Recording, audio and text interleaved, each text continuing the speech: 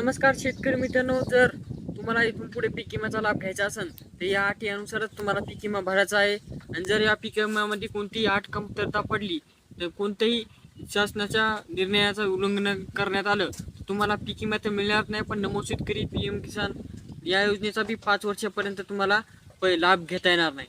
यामध्ये कोणकोणत्या अटी आहेत आणि कोणता जार नवीन काढण्यात आला आहे सरकारकडून संपूर्ण माहिती मिळणार आहे. पण त्याआधी नवीन असाल तर चॅनलला सबस्क्राईब करायचे विसरू नका.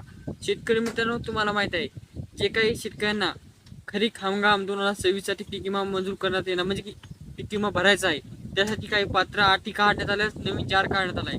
सर्वप्रथम तर शेतकरी मित्रांनो, फार्मा ही 2025 पासूनच बंधनकारक करण्यात आली. पण यावर्षी जर फार्मा ID नसेल तर पीक विमा भरण्याचं लांबच राहिलं, पण तुम्हाला पीक विमा भरता येणार नाही.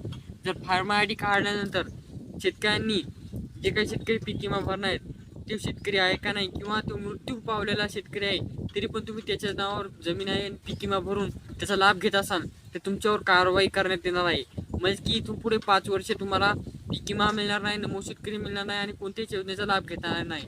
दुसरी महत्त्वाची बाब, कोणत्या क्षेत्रामध्ये कोणतं पीक हे फार्मा ID द्वारे साफ तुम्हाला कळणार आहे आणि शासनाला पण कळणार आहे.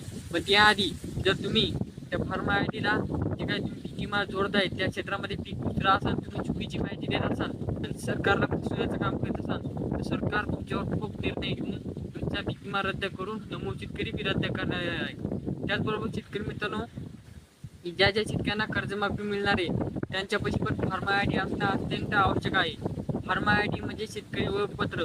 आधार कार्ड तुमचं आधार कार्ड काम करत आहे तसेच फार्मा ID बी काम करणार आहे. आणि याच अनुषंगाने सांगू इच्छितो की शेतकरी मित्रांनो, जे काही तुम्हाला पैसे मिळणार आहेत पीक विम्याचे इथून पुढे ते तुमच्या नुकसान किती झालं हे संपूर्ण जास्त प्रकार होणार, कारण की पीक विमा ॲप बी काढण्यात आली आहे. पीक पाहणी बरोबर करणं लागणार, तुम्हाला पीक तक्रार करणं लागणार तरच तुम्हाला पीक विमा मिळणार, नाहीतर अन्यथा तुम्हाला एकही चुकीमुळे पीक विमा मिळणार नाही. तुम्हाला माहीत आहे 2025चा जो काही थकीत पीक विमा आहे अजून काही शेतकऱ्यांना मिळाला नाही. असं होऊ नये म्हणून ते तुम्हाला पूर्व सूचना देत आहे मी. कोणती कामं करायची नाही आहेत. सर्वप्रथम पीक विमा भरताना तुम्हाला पीक विमा त्यासाठी तुमची जी काही सातबारा आहे ती लावायची आहे, त्यानंतर तुमची फार्मा ID लावायची आहे आणि त्याचबरोबर तुमचे जे काही पीक विमा कोणत्या क्षेत्रामध्ये काय भरलेले हे तुम्ही लक्षात ठेवायचं आहे. त्यानंतर जेव्हा पीक विमाची पीक पाहणी करायची असते, जेव्हा तुमची पीक जमिनीबाहेर निघते तेव्हा तुम्हाला त्याची पीक पाहणी योग्य प्रकारे करायची आहे, तक्रार योग्य प्रकारे करायची आहे. नुकसान झाल्यानंतर तरच तुम्हाला पीक विमा मिळणार आहे.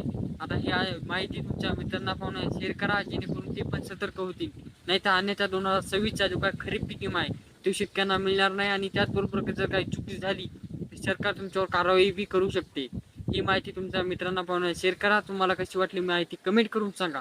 त्याचबरोबर चॅनलवर नवीन असेल सबस्क्राईब करा, लाईक करा. भेटूया नेक्स्ट वेळी. तोपर्यंत चॅनलला सबस्क्राईब आणि लाईक करून शेअर सुद्धा करा. धन्यवाद.